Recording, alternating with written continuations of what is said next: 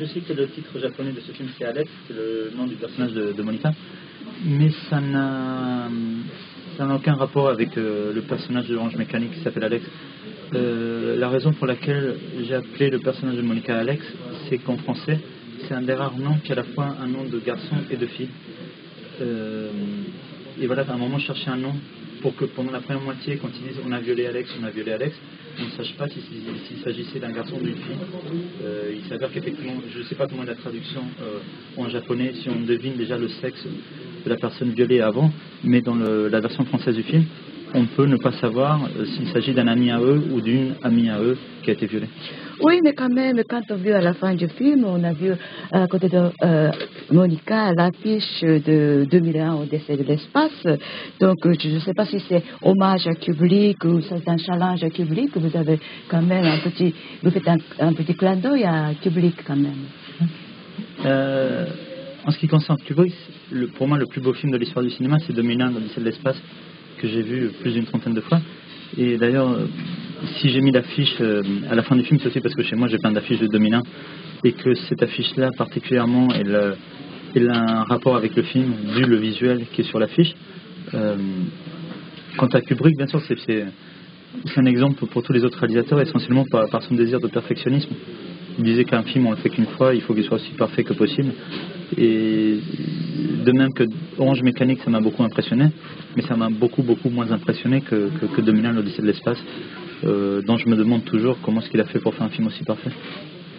Et il y a aussi deux figures de style dans mon film qui proviennent peut-être de Kubrick ou que Kubrick il aimait beaucoup. La première, c'est qu'il faisait beaucoup de travelling arrière qui précédait les personnages.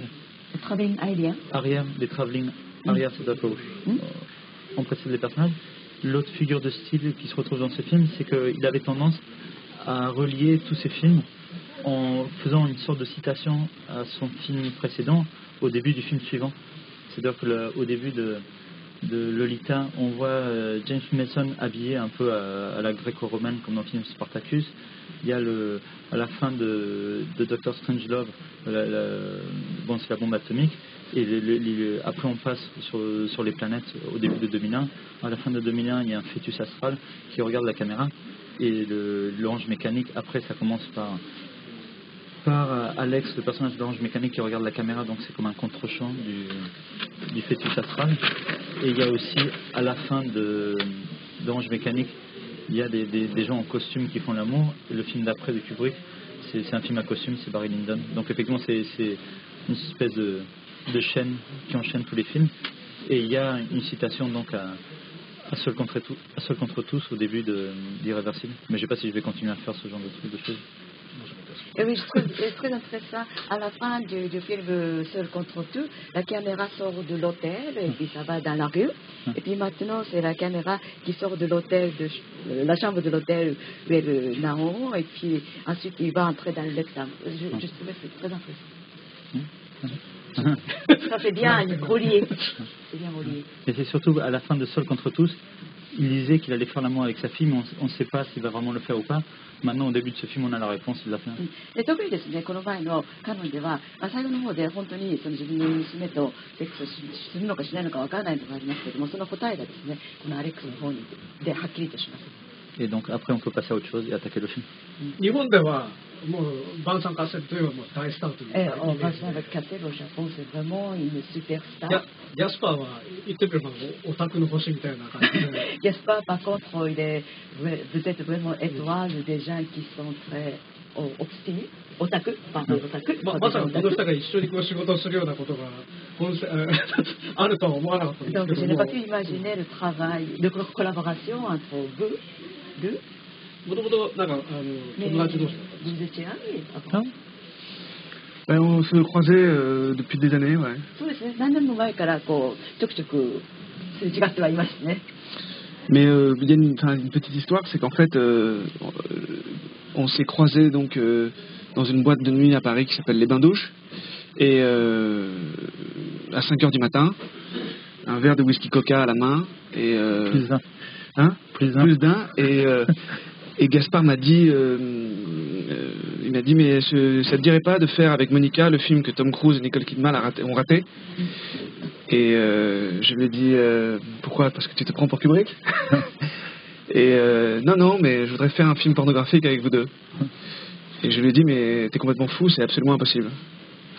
Mais néanmoins, on a quand même discuté sur ce projet-là et on a trouvé des producteurs, mais ils n'avaient pas lu le scénario. À un moment, du coup, les producteurs disaient si eux ils veulent faire le film, nous on trouve l'argent. Et après je leur ai montré le scénario et ils ont dit non.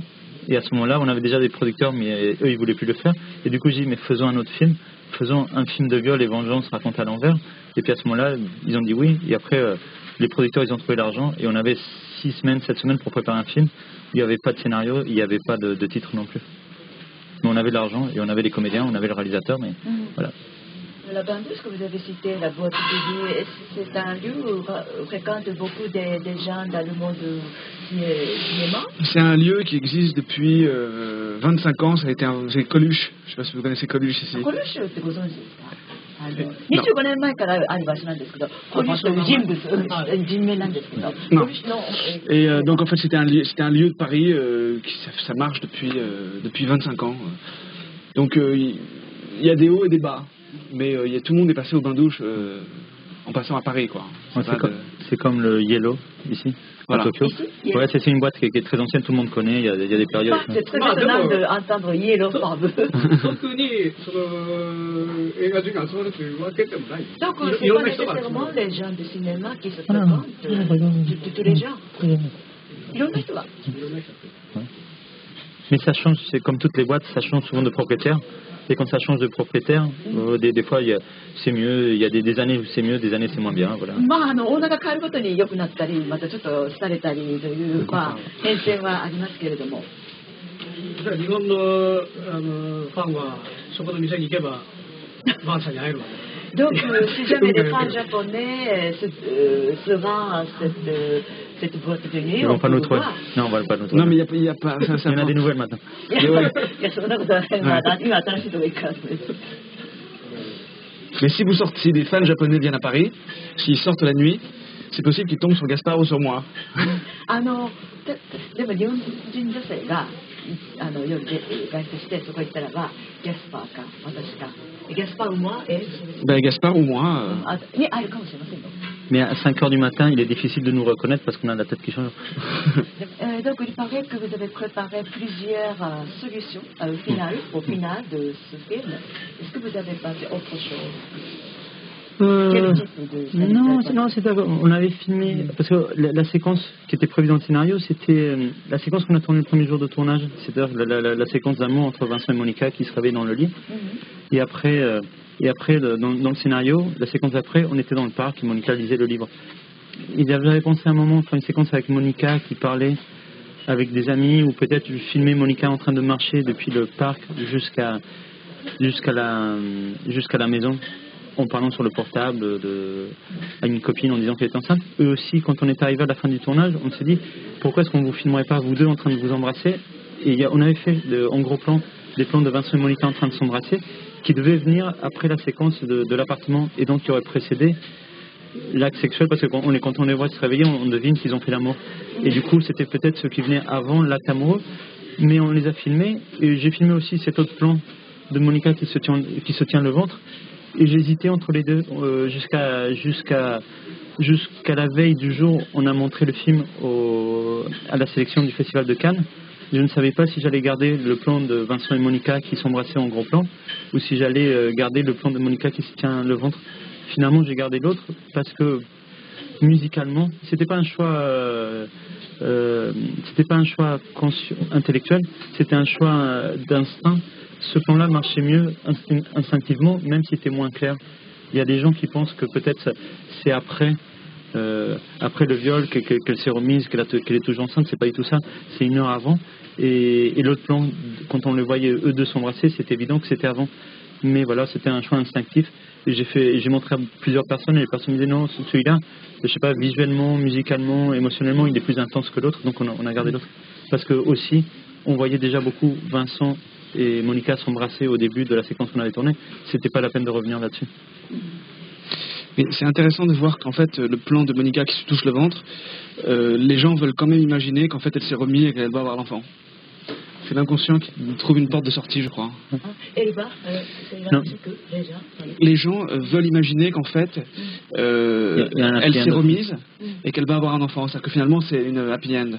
Alors qu'en fait, c'est pas ça. Mais pour que la fin soit plus claire, sur le DVD français, il y a des chapitres.